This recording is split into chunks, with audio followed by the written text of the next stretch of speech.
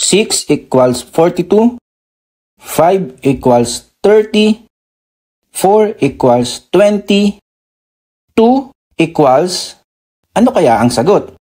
A. 3, B. 6, C. 9, D. 12, E. 15.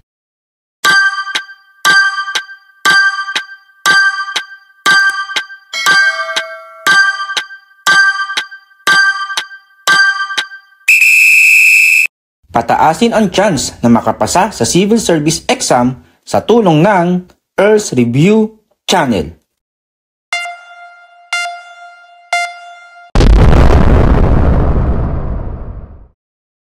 Bakit ba natin inulit ang problem ngayon?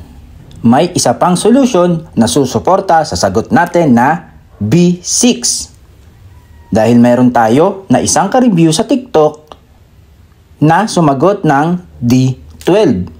Ito yung sagot at solution niya. Hindi naman natin sinasabi na laging tama ang mga sagot at solutions sa mga videos na ginagawa natin. Kaya bukas po ang comment section natin kapag may nakikita kayong mali sa mga videos na ina-upload ko. Maa-appreciate po natin kung i-comment nyo ang mga sarili nyong sagot at solutions. Ang gagamitin natin na formula ay n multiplied by n plus 1. Ang value ng n dito ay yung given na 6, 5, 4, 2.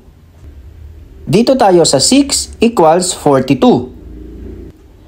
N 6 multiplied by n plus 1, 6 plus 1. 6 multiplied by 6 plus 1, 7. 6 multiplied by 7, 42. 5 equals 30. 5 multiplied by 5 plus 1. 5 multiplied by 5 plus 1, 6. 5 multiplied by 6, 30.